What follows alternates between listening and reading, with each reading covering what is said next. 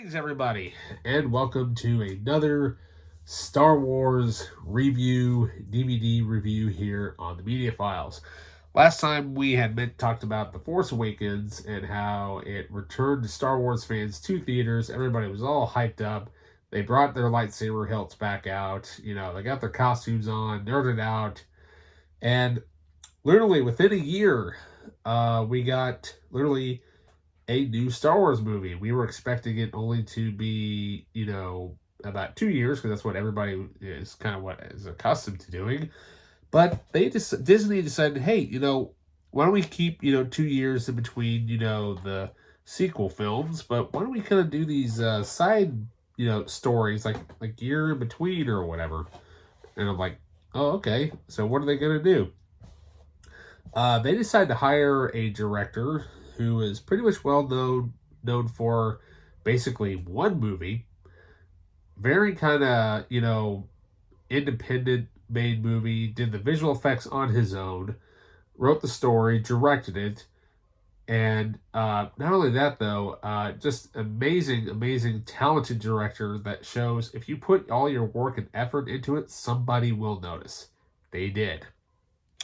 So in comes a director by the name of Gareth Edwards.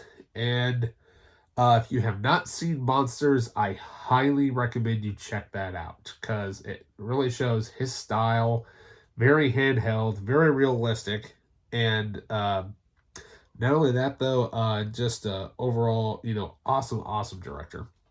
So they decide, well, what do we do? We've got this story idea, but we don't know what to do about it.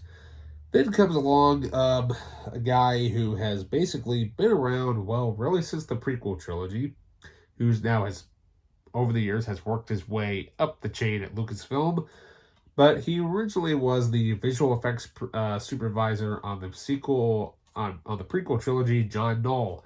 He decided, hey, why don't I take, one thing I would love to see, as a bunch of fans would like to see, why don't we make a movie based on the opening crawl of episode 4, as in the getting the plans for the Death Star. Okay, that sounds interesting. Why don't we try that? 1 year later, after Force Awakens, we got Rogue One. Yes. Now this movie, why can't Star Wars be like this? I mean, yes, I know Star Wars is made for kids, but come on, we need to have more movies like this style because we need to have. It's so good. In my opinion, it's probably the best one out of all 5 of the movies that have been released since. Yeah.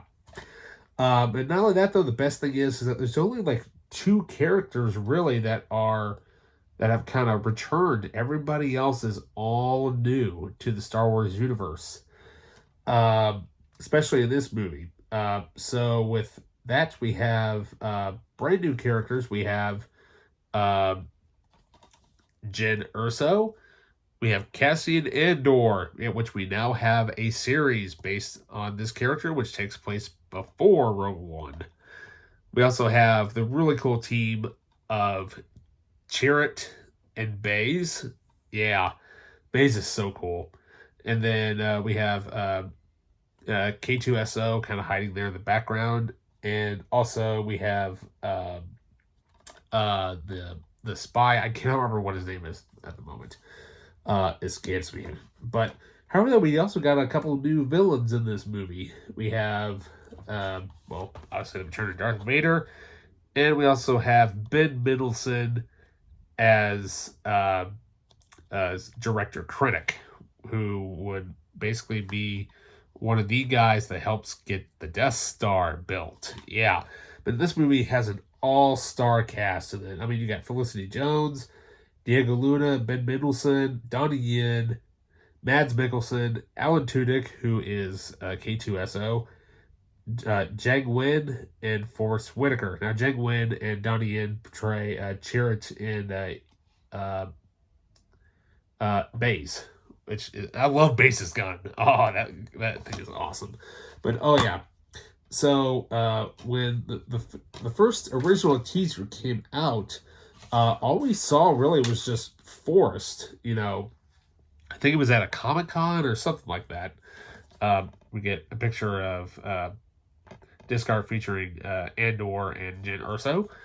The original teaser was released I think in 2014 or 15 or something like that. All we saw was a forest, what looked like people thought was going to be indoor, and all we see is one TIE fighter flying by. We hear that we need help. There's too many of them, and far off in the distance, you get that really, really cool shot of the Death Star. Way off in the distance, like it's coming into the planet, basically, and then it cuts to Rogue One, an anthology story, which I'm like, that's pretty cool. But then, they changed it to a Star Wars story, so it's like, why not just keep it what you originally had? But literally, the origin of this thing was literally Star Wars meets Saving Private Ryan. And I'm like, dude, that sounds so awesome. Literally like a Spielberg-based Star Wars movie. It is for a bit part of it, but, they were like, well, it's a little too dark for the kids. We need to kind of brighten it up a little bit. We kind of need to change a few things around here and there, because there are trailer shots that are not even in this movie, and I really, really wish Disney would release a director's cut of this. Like, what they need to do is they need to release, for us extreme diehard fans, I would love for them to have a series where it would be basically, I would call it Star Wars Firsts, where basically it's like the first draft or the first cut of the film to kind of see how it all originally was before it's been kind of edited to what we know now. That would be awesome. But yeah, I mean, not only that though, we got to see something in this movie we thought we would never get to see. We got to see Vader come out of the bacta tank. That was cool. We're like, is this the only tease that we're gonna get of Hayden Christensen coming back? It's Midget, but it's not really him. It's actually his makeup that's actually from episode 3. They just painted it white. That's literally what they did. But but then when Vader has that little scene in the hallway, you know what I'm talking about. But the one guy that pulls the switch down at the end of that sequence, that's the director of this movie. So, but not only that though, we even see, once again, we see something in Star Wars we've never seen before. We see Beach. And that's something we've never seen before. That whole sequence was awesome. Not only that though, we get the introduction of a whole new squadron, Blue Squadron, as well as the reintroduction of the original Red Squadron from episode 4, minus Luke. And you know what happens. But not only that though, it also connects to Rebels, because there is a couple of shots where you can actually see the Ghost, which is awesome. And when I saw that, I was geeking out like everybody was. And of course, I have my dad with me. He told me to calm down a little bit. I'm like, I can't help it. It's this ship. It's this guy. It's all connecting. And, what can I say? Rogue One is friggin' amazing. Probably the best movie we'll ever get. Disney, just please release the original cut. Because there's actually one thing I forgot to mention was that in the trailer, when they go to get the plans was actually in one building, and they had to run across the beach to another building to upload it. But for the final cut, they decided to merge those two ideas together, and I'm like, why? That would have been so awesome to see. But who knows? Maybe one day we'll get that. If we beg and plead hard enough to do it, maybe we'll get it. Star Wars limited editions. Yeah. So up next, we'll continue on with the sequel trilogy and the most divisive film in the entire sequel trilogy so far. That's right. Next time, we're going to be talking about Episode 8, The Last Jedi. Next time on the Media Files. May the Force be with everybody.